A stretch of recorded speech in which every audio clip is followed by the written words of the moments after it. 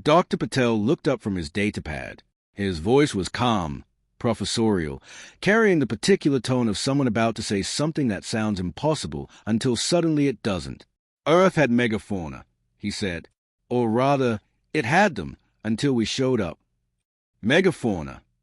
Urine's translator stumbled on the word. Large predators. Enormous ones. Patel pulled up a holographic display, and images bloomed in the air above his datapad. Massive creatures that looked like things that had never, in any sane universe, coexisted with anything as small and unimpressive as a human being. Saber-toothed cats with fangs longer than your tentacles, urine. Cave bays standing 4 meters tall. Giant short-faced bays. Dire wolves that hunted in coordinated packs. Terror birds, and I promise you, the name is accurate, that stood 2 meters high and ran faster than most modern vehicles. He paused deliberately. Humans hunted them all into extinction. Impossible, Krell 9 said flatly. Primitive tool users could not. We did not just hunt them, Patricia interrupted, and there was a quiet relish in her voice now, the satisfaction of someone finally getting to tell a story they had been waiting a long time to tell. We pursued them. We would identify a target, the largest, most dangerous animal available, and we would follow it, not sprint after it, not ambush it. We would simply walk behind it, patiently, steadily, never stopping, never resting, mile after mile after mile, until the animal was so completely exhausted that it could no longer run. Her smile widened slightly, and then we would walk up to it and kill it. We called it persistence hunting. Some human cultures still practice it today. The aliens exchanged glances. Urine's tentacles had stopped their restless writhing and gone very still. Krell 9's scales had shifted to a color that his translator did not bother to interpret because some colors don't have words. Even Thessa, who prided herself on unshakable composure, looked subtly, profoundly unsettled. You hunted by simply not stopping, Thessa said slowly, pausing the concept as though each word required individual processing. By refusing to give up. That's correct. A silence. That, Thessa said finally, with great precision, is genuinely horrifying. Patricia's smile reached her eyes. That is humanity, Commander. The massive door at the far end of the killing floor groaned open with the ponderous reluctance of a mechanism that had been engineered to hold back things that very much did not want to be held back. Darkness spilled out through the gap like liquid. Not darkness as an absence of light, but darkness as a presence, a substance, something with weight and intention. And from that darkness came a sound. It was not a roar. It was not a scream. It was something considerably worse than either, a wet, rattling hiss that seemed to bypass the auditory system entirely and speak directly to the oldest, most primitive architecture of the brain, the parts that had not changed since the first creatures looked up at the night sky and understood, on a level beneath language, that something enormous was looking back. Every non-human in the observation deck took an involuntary step backward. Several of them were not aware they had moved until they registered the cold of the wall behind them. The Shade Reaper emerged slowly, deliberately, as though it understood that the entrance was part of the performance. 6 meters of nightmare-given physical form. Its body was covered in overlapping plates of chitinous armor so dark they seemed to pull light inward rather than reflect it, creating the unsettling impression of a creature-shaped hole in the world. 8 legs, each ending in claws that combat records documented as capable of punching through military-grade starship hull plating. A head that was, in the bluntest possible terms, mostly mouth, a vast, hinged thing filled with rows upon rows of crystallized teeth that could bisect bone the way humans bit through bread.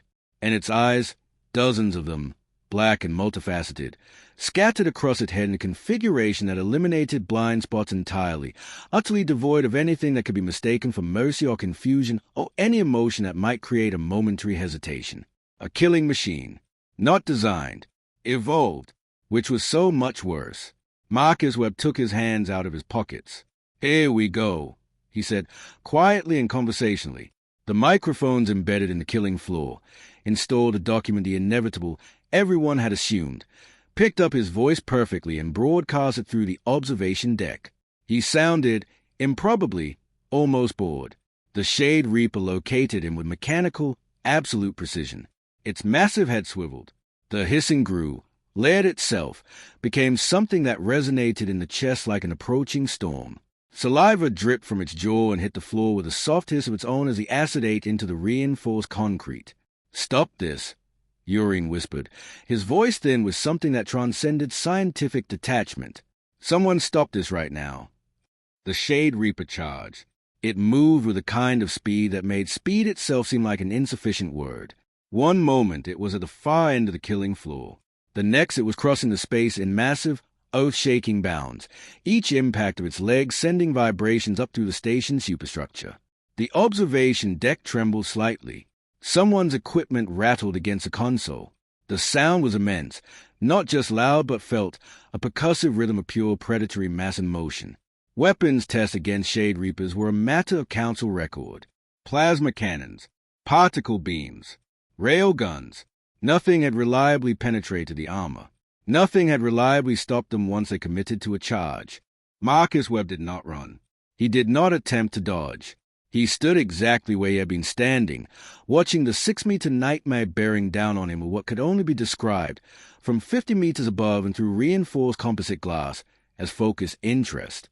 "Webb, move." Captain Cole's military composure, that impenetrable wall she had maintained for the entire demonstration, finally cracked open along a seam of genuine terror. She pressed her hand against the glass as though she could reach through it. "Marcus, get out of there." He did not move. The Shade Reaper closed the distance. 30 meters. 20. The stench of it, sharp and metallic and fundamentally wrong, permeated even the sealed observation deck. 10 meters. Its maw opened impossibly wide, revealing that architecture of teeth in all its terrible engineering. 5 meters. 3. 2. Marcus Webb moved. It was not a dramatic movement. There was no martial arts flourish, no acrobatic dodge, no last-second theatrical roll to safety. He simply stepped forward into the creature's charge, not away from it, dropped his shoulder with the practiced efficiency of 10,000 hours of muscle memory, and drove his fist upward in a short, explosive arc into the soft tissue beneath the Shade Reaper's jaw. The sound it made was extraordinary, something between a hammer striking a watermelon and the crack of a structural support failing. The Shade Reaper's head snapped backward. Its momentum carried its body forward, but something fundamental had been disrupted, not just physically but neurologically. Something had been severed in the chain of command between brain and body. The legs tangled in a confusion of signals that were no longer arriving coherently. 6 meters of armored nightmare crashed to the floor in a catastrophic heap of thrashing limbs and scraping chitin, slid across the killing floor with the momentum of a freight vehicle that had lost its engine, carved a trench in the reinforced concrete, and slammed into the far wall with an impact that shook the entire station.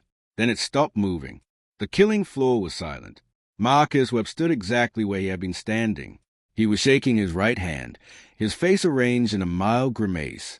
"Oh," he said, to no one in particular, in exactly the tone a person uses when they've stubbed their toe. "That stung." The observation deck did not erupt into chaos so much as it became chaos, a sudden, total conversion of shock into frantic motion and overlapping voices in a dozen languages. "Rewind the footage. Now. There must be a weapon. Some concealed device. Scan him. Scan everything." Thessa was already at the console station, her 4 hands moving across holographic controls with the speed of someone who had trained for emergencies but had not trained for this. Video feeds materialized in the air above the console, multiple angles, frame-by-frame analysis, thermal imaging, electromagnetic scanning, neural signature mapping. Every sense of the station possessed had been trained on that killing floor. "There," Krell 9 said, pointing with a clawed hand that was not quite steady. "Stop it there." The footage froze at the precise moment of impact. Marcus's fist buried in the creature's throat. The Shade Reaper's had already beginning its backward arc. The geometry of the moment captured perfectly, every angle preserved. "Scan for weapons," Thessa ordered. "Scanning," replied the station's artificial intelligence, in a voice of perfect, infuriating calm. No energy signatures detected. No metallic alloys beyond standard clothing fasteners. No chemical propellants. No projectile mechanisms. No external augmentation of any measurable kind. The silence that followed was a silence of people whose model of reality has just been quietly informed that it is incorrect. Then how? Urine demanded, his tentacles raised and spread in a gesture his species used for fundamental incomprehension. How did he do that? Dr. Patel had been scrolling through his datapad with increasing speed since the moment of impact, cross-referencing, calculating. He looked up with the expression of a man who has just found the answer to a question he wasn't sure had an answer. "You're all familiar with kinetic energy," he said. "Not a question." "Obviously," Krell 9 said, with the impatience of someone who had been obviously familiar with kinetic energy for several centuries. "And you understand that humans are persistence hunters, endurance specialists. Our cardiovascular systems are extraordinarily efficient. We can sustain aerobic effort for durations that most species find biologically implausible." He pulled up a comparative anatomy display. "What you may not have considered is that optimizing for endurance did not come at the cost of power. Human muscles are dense, significantly denser than most species of comparable mass. Our skeletal structure is engineered, through millions of years of pressure, to handle enormous forces. We have joints specifically designed to transfer energy efficiently and ligaments capable of storing and releasing elastic potential energy like mechanical springs." He pulled up a detailed diagram of a human hand. "And we have opposable thumbs, paired with fine motor control refined over hundreds of thousands of years, that allows us to form what is, in biomechanical terms, a knee-perfect striking surface." He enlarged the diagram. The bones of the hand, illuminated in clinical holographic blue. When a human makes a correct fist, the metacarpal bones align in a load-bearing configuration. The thumb wraps around to reinforce the structure laterally.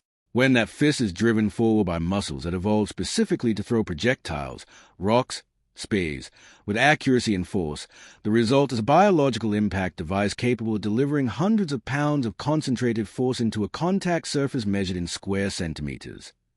He looked around at the assembled alien faces. The Shade Reaper's armor is extraordinary. Nothing penetrates it. But he didn't punch the armor. He aimed for the throat, Captain Cole said, her voice quiet and precise, cutting through the room. She had moved to stand beside Patel during his explanation, studying the frozen footage with the trained eye of someone who assessed tactical situations for a living. "Look at the angle." He didn't target the head. He didn't target the body. He targeted the soft tissue beneath the jaw, the one anatomical location on a Shade Reaper that is not protected by chitinous plating. Another silence, different quality from the first. This one had the texture of understanding, cold, spreading, irreversible. "And how?" Krell 9 said, each word deliberate. Did he know about that specific vulnerability? Patricia Lawson, who had been observing from the corner of the room with the patient stillness of someone watching events unfold exactly as anticipated, chose that moment to speak. Her smile was gone. What replaced it was something more serious, and in its way, more impressive. "Because we studied the footage from the Tunnian massacre," she said. "Every second of it.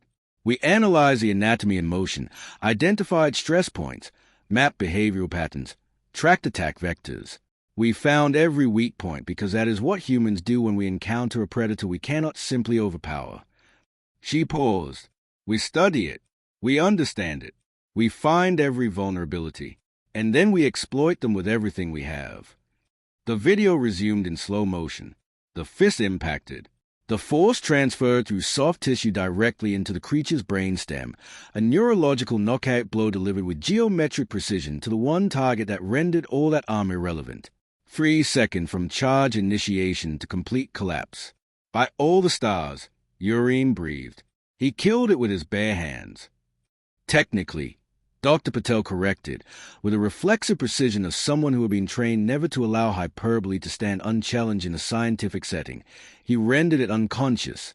The creature is still alive, barely, and it will not be comfortable when it wakes, but alive. Below them, Marcus had walked over to the twitching Shade Reaper with the calm, curious air of a naturalist examining an interesting specimen. He nudged one of its legs with his foot, considered it for a moment, then looked back up at the observation deck. He held up his thumb. The universal gesture of we're good here. Patricia's smile returned, quiet and satisfied. "So, Commander Thessa," she said, and there was something in her voice that was entirely without cruelty but absolutely without apology. "About humanity's application to join the Galactic Council. Do we still appear too fragile? Thessa stared at the scene below for a long moment. The enormous creature motionless on the floor, the single human standing beside it, entirely uninjured, entirely calm, entirely unconcerned. "No," she said finally, and her voice carried the weight of someone revising a fundamental assumption they had held for a very long time. "Fragile is no longer the word I would use. What would be the correct word?" Urine asked. Thessa considered the question with the seriousness it deserved. Terrifying, she decided. Krell 9 made a sound deep in his chest that his translator interpreted, approximately, as agreement. "You evolved on a death world," he said. "We did," Patricia confirmed. "And you became apex predators." "We did." Krell 9 was quiet for a moment, studying the human woman in front of him with new, careful attention. "What happened to the other creatures on Earth? The ones you did not hunt to extinction? Are any of them as dangerous as a Shade Reaper?" Patricia and Patel exchanged a glance, brief, eloquent, carrying an entire conversation in a tenth of a second. "Would you like," Patel offered, with the careful innocence of someone choosing their words very deliberately, "to see footage of a hippopotamus?" "A what?" "Never mind," Patricia said, stepping smoothly in front of Patel. "Let's save that particular conversation for another time. I think today's demonstration has made the essential point adequately." In the medical bay adjacent to the killing floor, Marcus Webb sat on an examination table while a deeply confused Quell physician examined his hand with trembling tentacles and the expression of someone whose entire medical training was being quietly insulted. "I do not understand," the doctor said, for the 5th time in as many minutes. "The bone should be fractured. Structurally, given the force involved, the mass of the creature, the impact velocity, your hand should be in pieces." The tentacles moved with increasing bafflement over the X-ray display hovering beside them. "How are you not injured?" Marcus shrugged with the easy nonchalance of someone who had never given his bone density a particularly anxious thought. "Good bones, I guess. My mom always said drink your milk." "Your milk?" "Never mind." He hopped off the table as the doctor wrapped his hand in a regenerative bandage, less from medical necessity, it seemed, than from a need to do something that made professional sense. Marcus thanked the physician politely and flexed his fingers experimentally as he stepped into the corridor. Captain Cole was waiting, leaning against the wall with her arms crossed and the look of someone who had been rehearsing a conversation while they waited. "You cut that close," she said, dispensing with any preamble. "Did I, though?" "Marcus, if you had missed that strike—" "I didn't miss, Miranda." "If you had—" "Cole." He said her name gently, not dismissively, the way you speak to someone you respect enough to be honest with. "I have spent my entire adult life preparing for exactly that kind of encounter. Boxing, martial arts, anatomy, reflex training, threat analysis. I knew precisely where to hit. I knew precisely how hard to hit. I knew the angle, the timing, the force required." He met her eyes steadily. "I was always going to hit. That was never in question." Cole studied him for a long, assessing moment. Something shifted slightly in her expression. Not agreement, exactly, but a reorganization of concern into something more like reluctant respect. "You're either the most confident man I've ever met," she said, "or the most dangerous kind of crazy. Why not both?" She almost, not quite, but almost, smiled. "How's the hand, actually?" Marcus flexed his fingers again. "Sore, but functional." He considered. "I've hit harder things in training. Honestly, that Shade Reaper, once it committed to the charge, it was already over. It had one gear, forward. No adjustment, no adaptation. Classic apex predator mistake. All power, no flexibility." Cole shook her head. "The aliens are terrified of us." "Good." There was no arrogance in it. Fear leads to respect. Respect means they'll actually listen when we talk. And listening is the necessary first step to any meaningful cooperation. "Since when are you a diplomat?" Marcus grinned, wide, genuine, a little boyish. "About 3 seconds ago. Give or take." She laughed, despite herself. "Come on. Ambassador Lawson wants a debrief, and apparently we have approximately 600 interview requests from alien news networks already accumulating. 600? Do I have to? Yes. Can I at least eat something first? Fighting apex predators makes a person hungry, it turns out. The debriefing room had been designed with interspecies comfort in mind, which meant, in practice, that it was mildly uncomfortable for everyone in slightly different ways. The chairs were too soft for the Arturians, too hard for the Quell, and arranged at angles that seemed specifically calibrated to confuse Krell 9's sense of spatial orientation. The ambient lighting was a compromised color temperature that satisfied nobody's biology entirely. Marcus Webb had located, with unerring instinct, the one human-proportioned chair in the room, and was sitting in it with the serene contentment of a cat in a sunbeam. This seemed, somehow, to irritate the aliens even more than the Shade Reaper incident. "Let us review the facts as recorded," Commander Thessa said, with the careful patience of someone who has decided that patience is the only option available to them. "You struck the Shade Reaper once. One single blow, and it lost consciousness." "Yep," Marcus agreed pleasantly. "No weapons of any kind. Nope. No augmentation. No enhancement." Marcus considered briefly. "Unless you count coffee. I had 2 cups before coming in. I find it helps with focus." Urine's tentacles twitched violently. "Mr. Webb, I must respectfully insist that you understand this is not a trivial matter to us. What you did today is, by every measure we possess, impossible. We need to understand it. For the record, for the advancement of science, for our own collective sanity." Marcus leaned back in his chair and laced his fingers behind his head with the comfortable ease of someone settling in to explain something that seems, from the inside, entirely self-evident. "Look, I genuinely understand that this is a lot to process for you, but from a human perspective, and I want to be honest with you here, what I did today was not exceptional. Not by our standards. Any properly trained fighter with sufficient preparation could have done it. You identify the threat. You study its anatomy and its behavioral patterns. You locate the vulnerabilities. You develop a strike that targets those vulnerabilities with the required precision, and you execute that strike before the threat can adapt. That is just," he searched for the word, "basic combat methodology."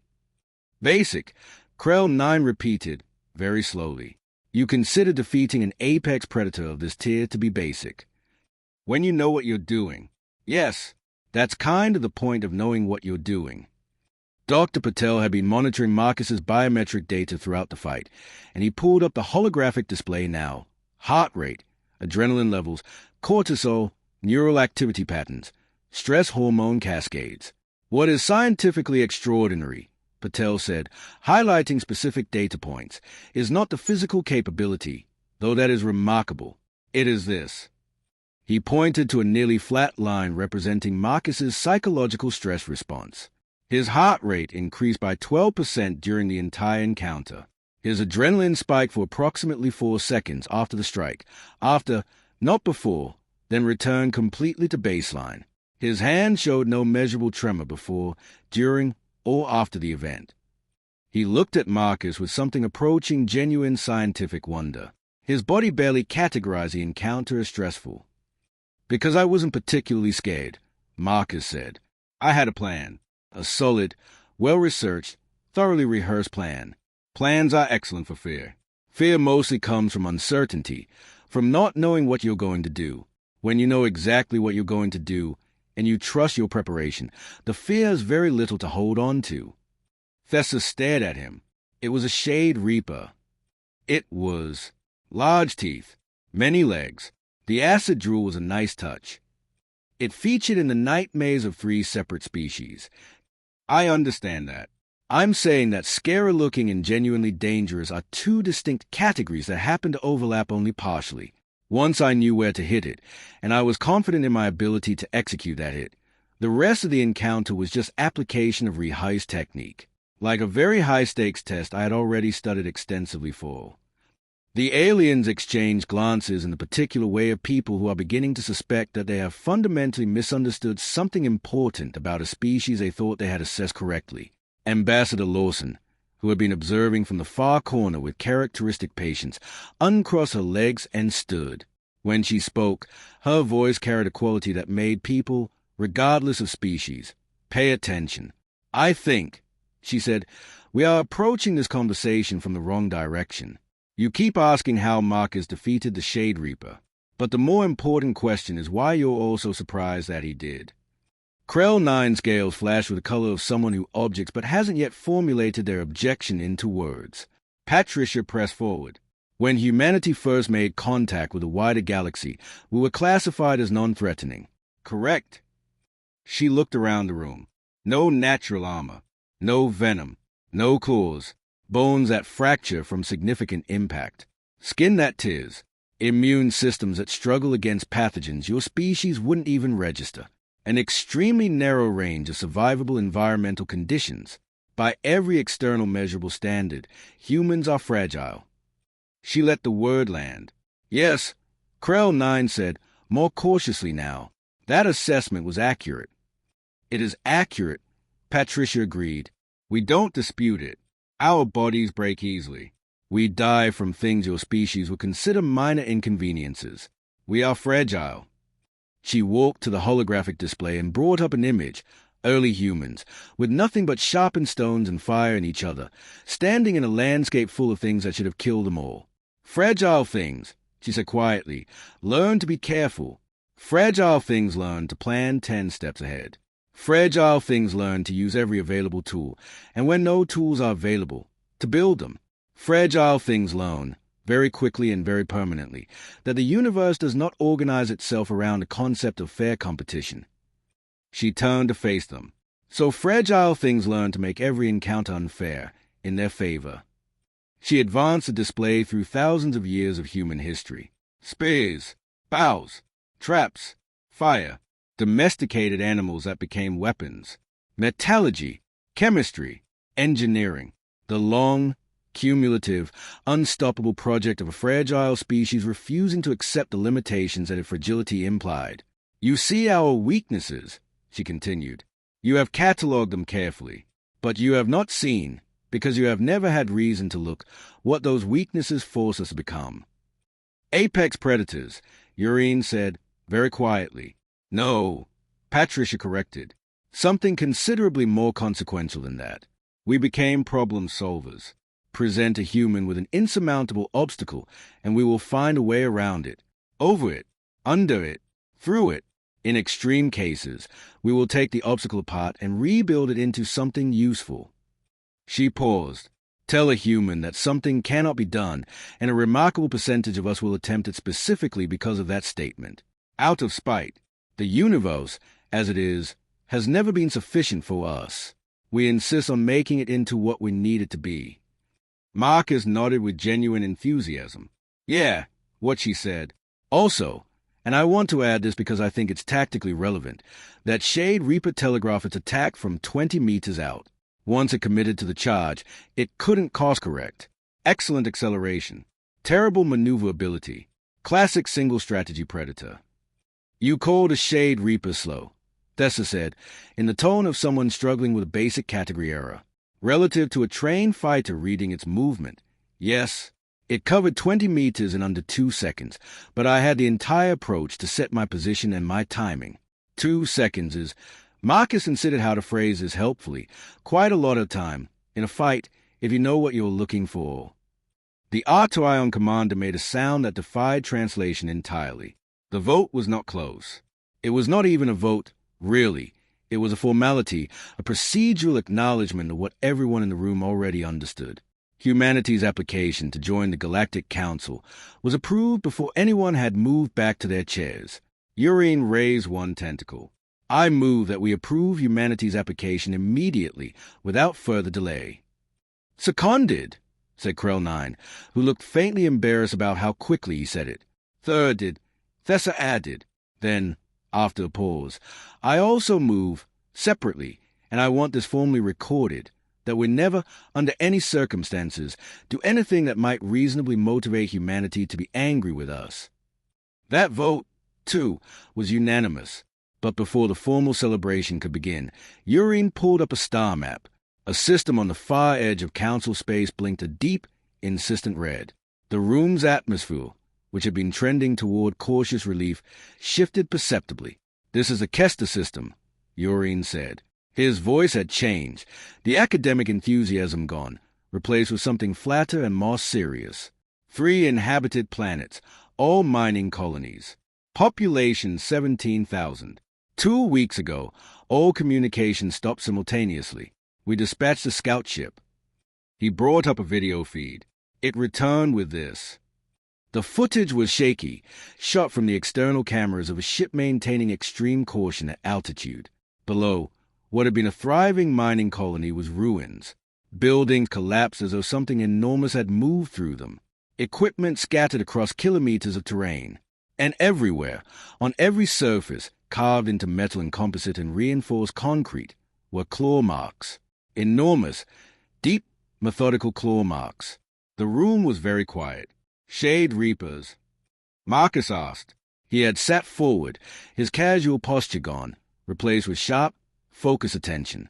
"Shade Reapers hunt alone, or occasionally in mated pairs," Krell 9 said. His voice was grim in a way that Marcus had not heard from him before. "Whatever struck the Kester colonies was hunting in coordinated packs. Our analysts estimate a minimum of 20 creatures, possibly more. Survivors. The scout detected biological life signs, but the creatures are still active on the surface and hunting. The scout couldn't land to confirm." Krell 9 looked directly at Marcus, and there was something in his expression that was almost uncomfortable, the expression of someone asking for help who is not accustomed to needing it. "We are asking the human delegation to accept this as your first official mission. Investigate, identify the threat, locate any survivors, and if possible, neutralize it," Captain Cole said flatly. "If possible, yes." The 3 humans looked at each other. It was brief, a few seconds, but it carried the entire weight of a conversation that didn't need words between people who had worked together long enough to compress complex decisions into a glance. Marcus looked back at Krell 9. A slow, entirely unironic grin spread across his face. "I want to make sure I understand the situation correctly," he said.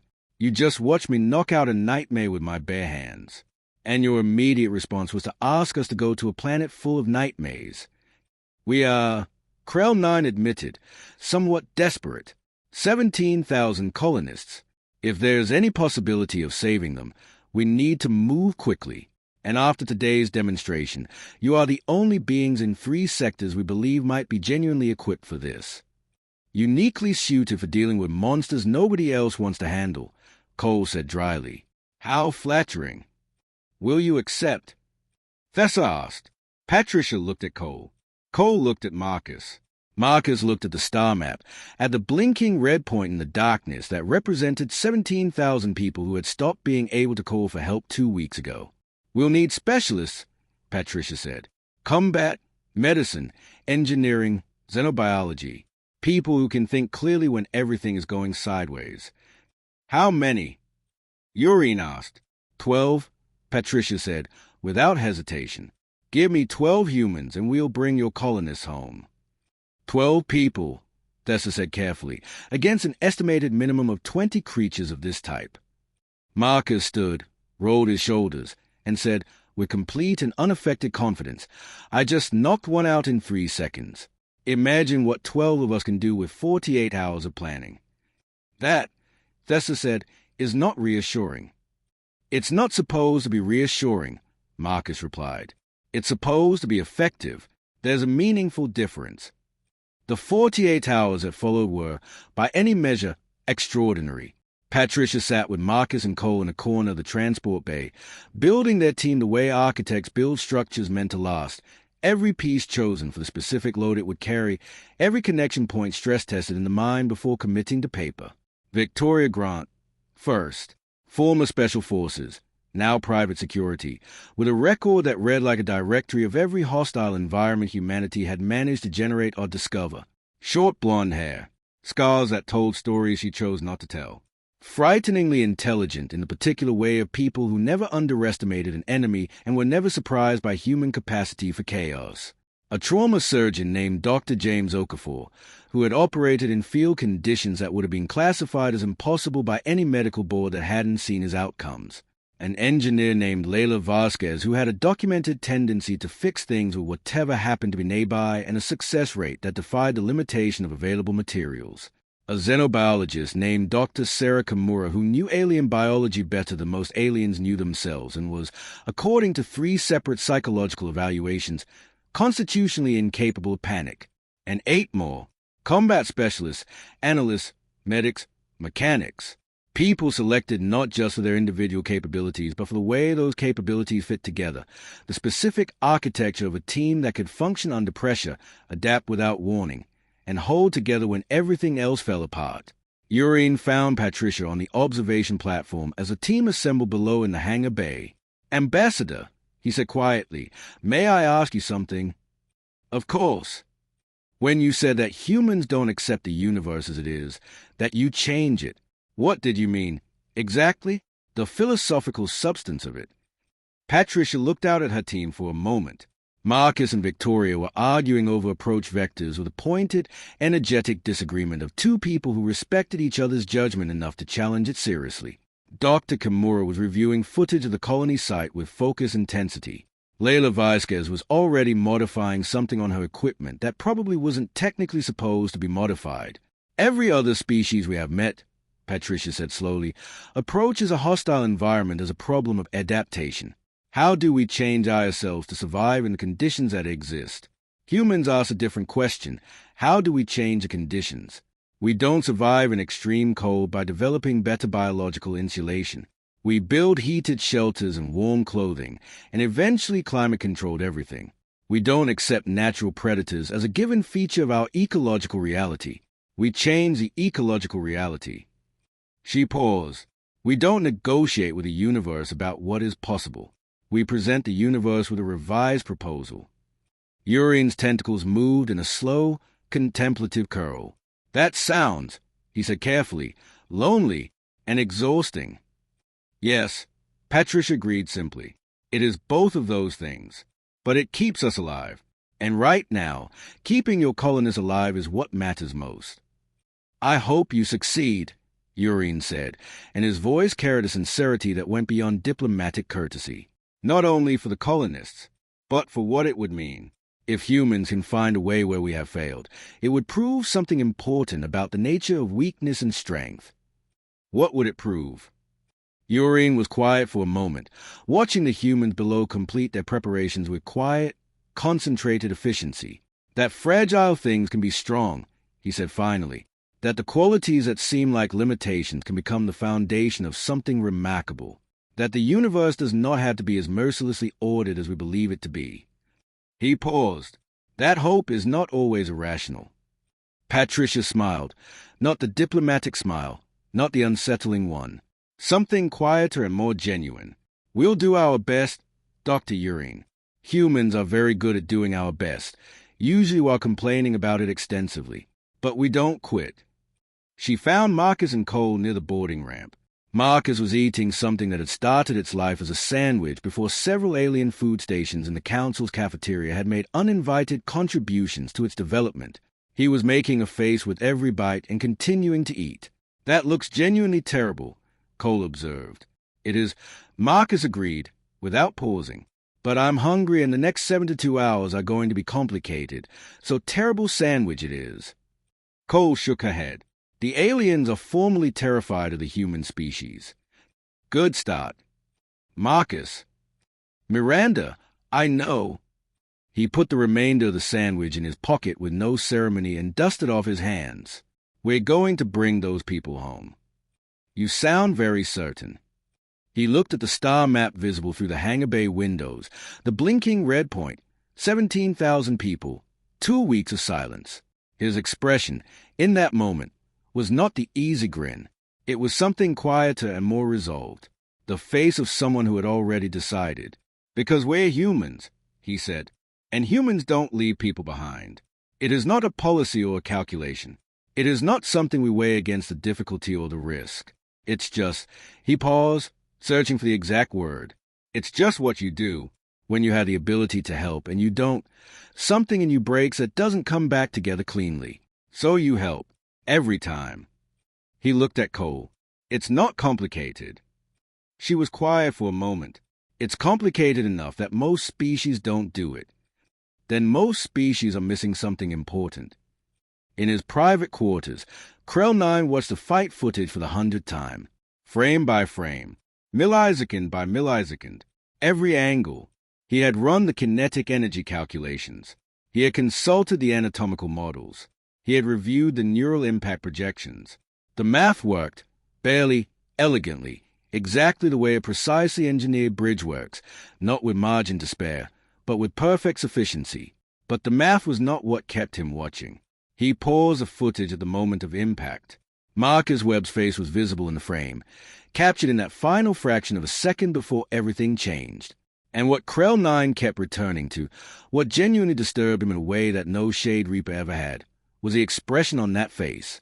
Concentration, focus, determination, not fear, not even the trace of fear, not the performance of courage, the gritted teeth, the white knuckles, the visible act of overcoming terror, but the simple, genuine absence of it.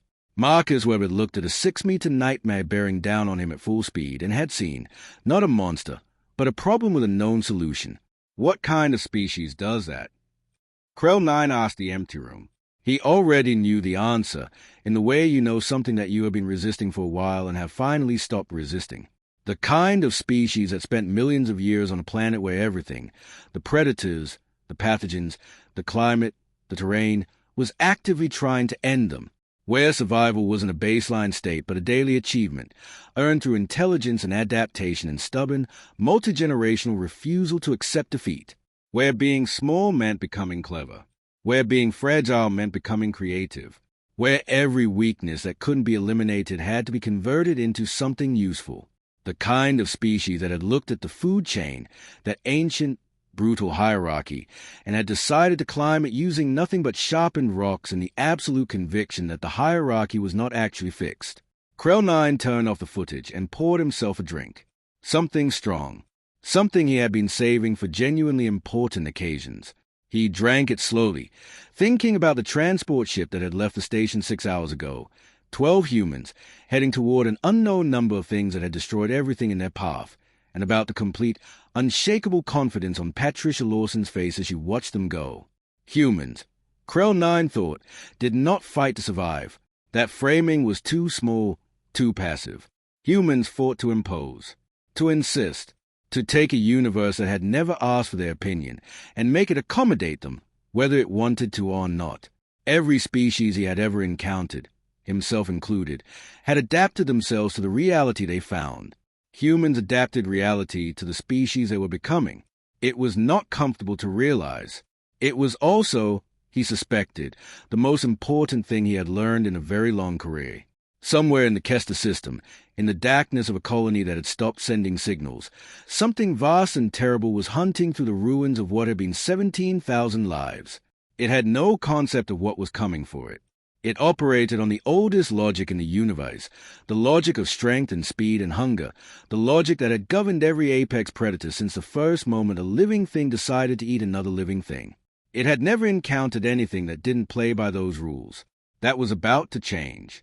Because 12 humans were crossing the DAC, carrying plans and tools and the accumulated knowledge of a species that had spent its entire existence finding ways to make the impossible merely difficult, and the difficult merely a matter of sufficient effort. 12 people who had been shaped by a world that never gave them an easy answer to any question. 12 people who had learned, in the oldest school in the galaxy, that limitations are not walls, they are invitations to build a door. The galaxy had been a certain kind of place for a very long time. Orderly in its hierarchies, predictable in its violences. The strong dominated. The fragile adapted or disappeared. Every species found its place in the arrangement, and the arrangement held. Humanity had arrived, and humanity had never found an arrangement it couldn't renegotiate. Krell 9 raised his glass to the stars outside his viewport, to the blinking red point in the darkness, to the 12 small lights moving toward it, and drank. The rules, he thought, have changed, and somewhere in the vast, cold dark, something was about to learn that lesson the hard way, just like everything else always had. The observation deck of the Galactic Council's research station hummed with a particular kind of nervous energy, the sort that fills a room when intelligent beings sense they are about to witness something that will fundamentally alter their understanding of the universe. 14 species representatives, drawn from the most advanced civilizations across 3 sectors, stood pressed against a reinforced viewing panels like children peering into something they were not entirely sure they should be looking at. Below them, through 50 meters of transparent aluminum composite, stretched a vast chamber known officially as a biological assessment arena and unofficially, in whispered conversations across 3 dozen worlds, as a killing floor. In the center of that floor stood a human. His name was Marcus Webb, average height for his species at 1.88 meters, brown hair slightly unkempt in a way that suggested he hadn't been thinking about his hair, green eyes that seemed to take in everything without appearing to look at anything in particular. He wore simple clothing, what humans called jeans and a t-shirt, and he stood with his hands in his pockets like a man waiting for a bus that was running 5 minutes late. Not like a man about to die. "This is absurd," hissed Krell 9, the Vorthan ambassador, his scales rippling through a cascade of colors that his translator rendered inadequately as profound skepticism. The real emotion was considerably more complex than that. "You are telling me that this creature, this single, unarmored, unaugmented creature, can defeat a Shade Reaper in single combat?" Commander Thessa of the Artion Defense Fleet crossed her forearms, her compound eyes reflecting the harsh white lights of the observation deck in 1,000 fractured pieces. She was a decorated veteran, the kind of officer who had commanded fleets and survived battles that had broken lesser beings. She did not frighten easily. She was frightened now, though she would never have admitted it. "That is precisely what the human delegation claims," she said carefully. "They have formally requested this demonstration as part of their application to join the Galactic Council. I am told it was not a negotiable item."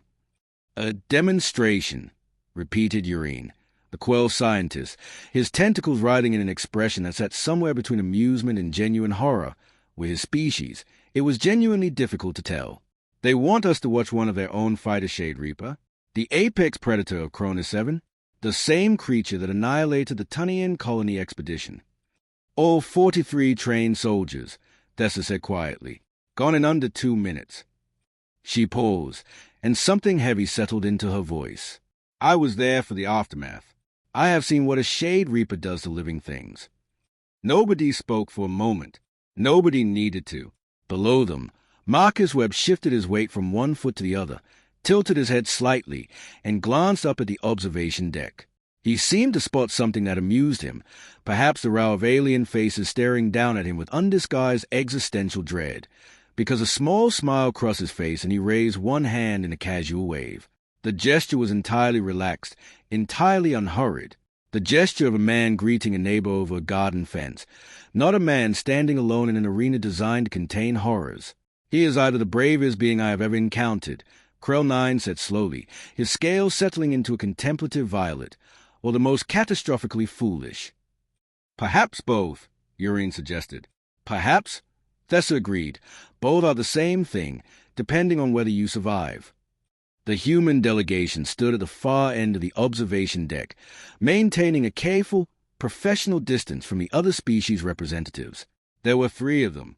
Ambassador Patricia Lawson, silver-haired, impeccably composed, with a kind of smile that made you want to check your pockets afterward and then count your fingers.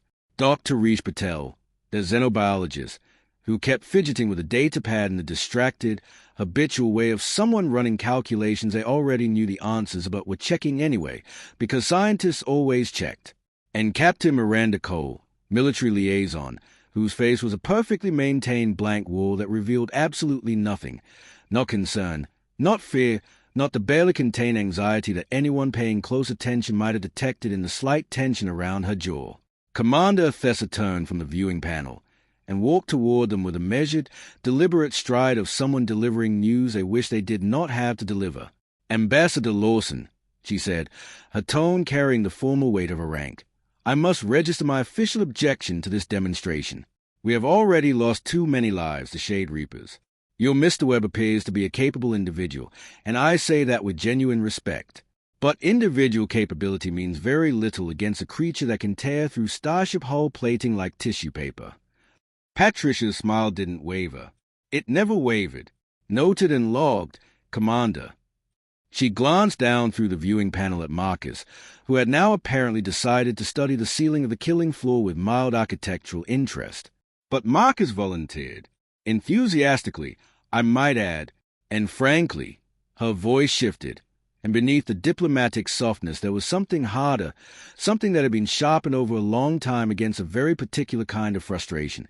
We are tired of being told that humanity is too fragile for council membership, too soft, too slow, too weak. We evolved on a death world. Commander, we thought it was time we demonstrated what that actually means. A death world, Krell 9 said, with the practiced skepticism of someone who had heard this claim before from species considerably more impressive-looking than the one standing before him. Every species claims their homeworld was dangerous. My people hunted plasma eels in the lava rivers of Vorthos Prime. The Archerans evolved in jungles where the plants were carnivorous, and the smallest predator carried venom potent enough to kill a full-grown Quelix in 30 seconds. He looked at Marcus through the viewing panel with something approaching pity. What makes her so exceptional?